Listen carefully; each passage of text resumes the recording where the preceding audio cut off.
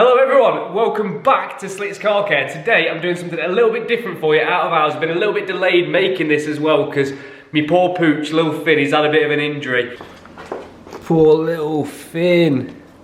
Oh, Finn, let's have a look. Ooh. Oh dear, oh dear. But don't worry, he's obviously been to the vets, he's got the all clear, he's had his little operation and now he's on the mend, ain't you mate? Ain't you mate? So wishing him the most speedy recovery, because bless him, it is bad. So today I'm going to be unveiling to you what I've been working on for 2 years, tucked up behind the scenes, which now I want to show to you guys before it goes for mapping. Obviously it's a car, it's a track car, and it's something different. It's something that you probably wouldn't have seen before, and if you have, hopefully it's not been done to this level. So anyway, enough talk, let's show you.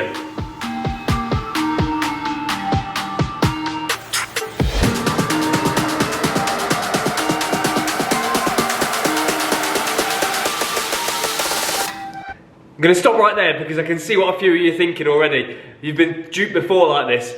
Okay, I've got a confession to make. This is not the same as the £20 red Seat Arosa. This one's different. Let me show you why. Okay, so I know the front end's missing a few parts, but the magic is what is under the bonnet. Let's have a quick look.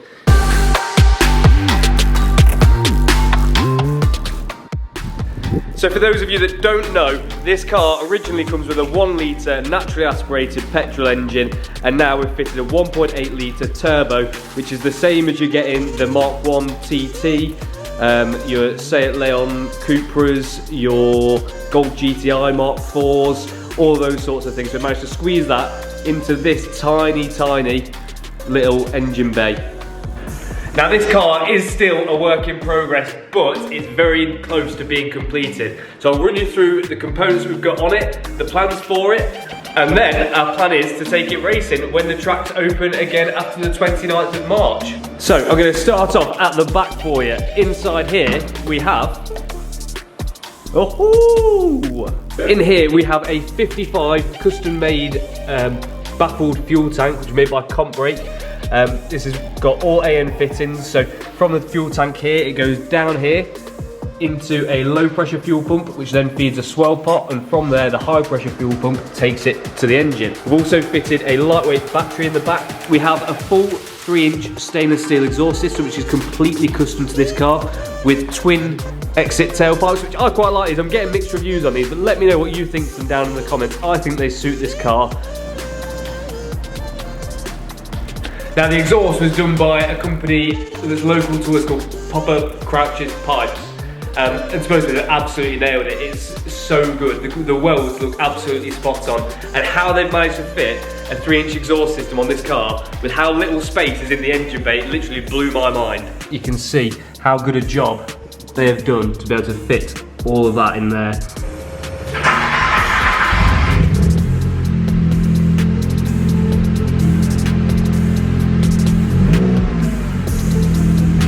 So I'm trying to keep it as quiet as I can because obviously got limitations on track. I'm getting a bit gassed out here, so I'm going to go and turn it off. As I was just trying to say, I've asked when the exhaust was made to try and keep it as quiet as possible because there's limitations on track as to how loud your exhaust can be. So I wanted it as quiet as possible. Obviously the interior is very stripped as well, so if it was loud, it'd be really loud inside the car and just be irritating. So yeah, really happy with how that sounds. It sounds nice, it doesn't sound yobbish, even though it is a bit. Now these wheels, I'm not sure whether these are going to be staying or not. They're 15-inch, 8J wide, and ET0. So you can see the poke on them is absolutely ridiculous. They've come with these stretch tyres, which I am going to be taking off because 1, it's a track car, and 2, stretches, well, I'll keep my opinion to myself.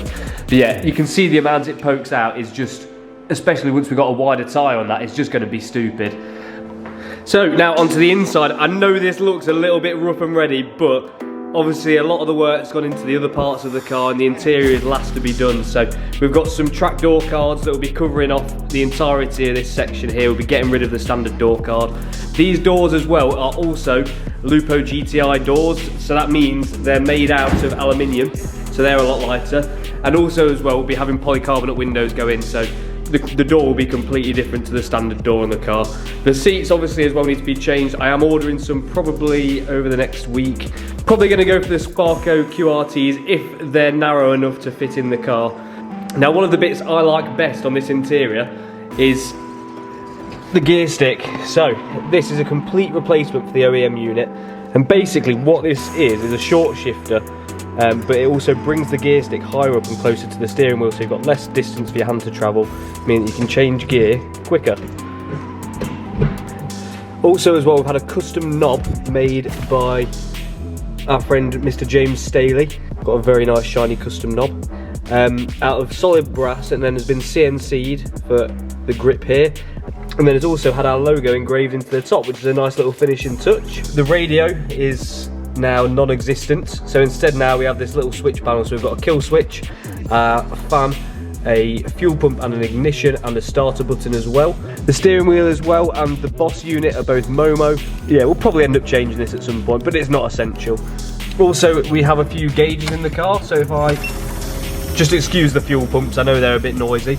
So we've got our oil temperature, water temperature, boost and AFR over here as well. Again, excuse the mess down here, I know it looks awful. I've got to pinch some plastics off another car just to finish this off. So also you may have noticed that we've got the brake lines running through the car. We've got a Willwood brake bias control valve, which lets us control the amount of braking that we'll be getting on the rear of the car. I know we've already looked at the wheels, but the brakes, we have fitted a Lupo GTI rear beam, which means it's got discs on there instead of drums, and had the calipers fully refurbished. On the front, we've done something very similar, but I doubt this will be staying, to be honest with you. I doubt this will be enough to stop us. These are the Lupo GTI front brakes with drilled and slotted discs, and then the Ferodo DS2500 pads.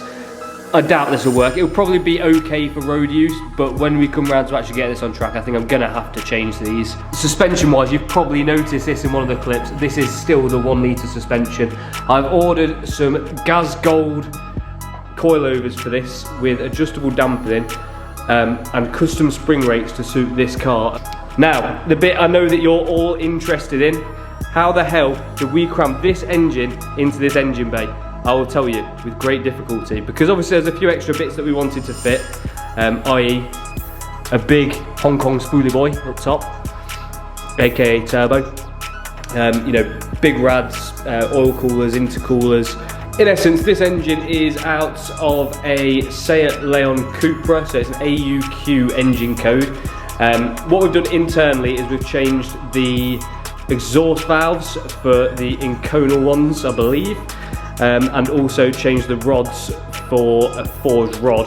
We've kept the standard pistons because they're supposed to be good up to 500 horsepower, and anything over that in this would be absolutely ridiculous. So internally it's quite a simply built engine, but should be good up to 500 horsepower, but I'm not going to be taking it, so that would be ridiculous. Then on the gearbox side of things, it's got an O2J, which is a 5-speed off a Skoda Octavia VRS.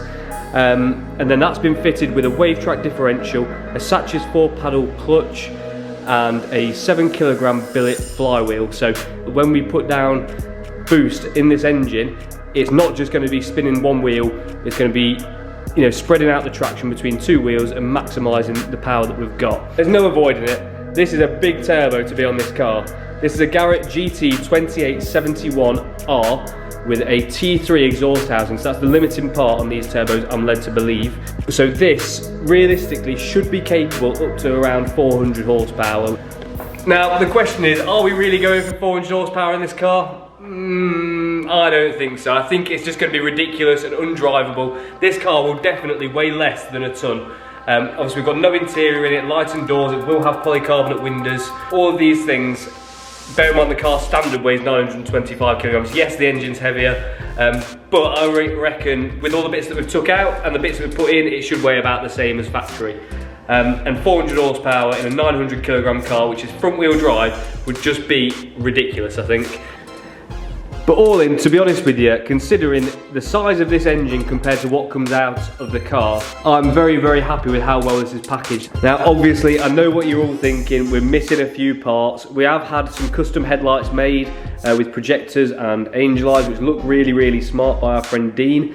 We've got the front bumper to go on. This is all very simple stuff. We're just being blocked ever so slightly by this pipe here. Once it's been for mapping, we're going to take it back to the fab shop and just have the pipe work altered just slightly. It just needs to go back by about 1 inch, and then we'll be able to fit the headlight and it will be roadworthy. My friend James Tomlinson has been helping through the entirety of this, and by helping I mean doing most of it. I've just been standing around and making tea and looking pretty. There's so many things that have gone into this. Like, there's not one original part engine wise, you know, fuel wise, brake wise, everything has been changed. I can't think of a piece of this car which affects the way it drives which hasn't been changed, even down to all the bushes. Now, if you want to see what our Seat Arosa fitted with a 1.8 turbo and a honking great GT 2871R Garrett does around track, don't forget to smash that subscribe button, because we'll not only be taking it around track, we'll be modifying it further and doing other work to it. There'll also be a detail on this car as well. We're going to have a livery fitted with the Slicks logos, so it's all going to look very different over the course of us keeping it. But now it's almost ready for mapping, so on the next video you're going to find out if our build was successful or if the engine's going to blow up. Either way, I will let you know. And also as well, going back to the other Seat Arosa we had, the red one, unfortunately, it has had to make a sacrifice for this car to work. We have had to nick some parts off it, which now makes it unroadworthy and makes the project no longer viable. Running a car on £20 is 100% doable if you've got the time and the mechanical know-how. But yeah, the red one has had to lay down its life and make a sacrifice for this car to function properly. So unfortunately, RIP Red Arosa, RIP the turd. Now the black one has risen from its ashes and will be seen at a track near you soon. Anyway, thank you very much for watching. Don't forget to subscribe, hit like, pop a comment in the comment section below, and we'll catch you next time. Thank you.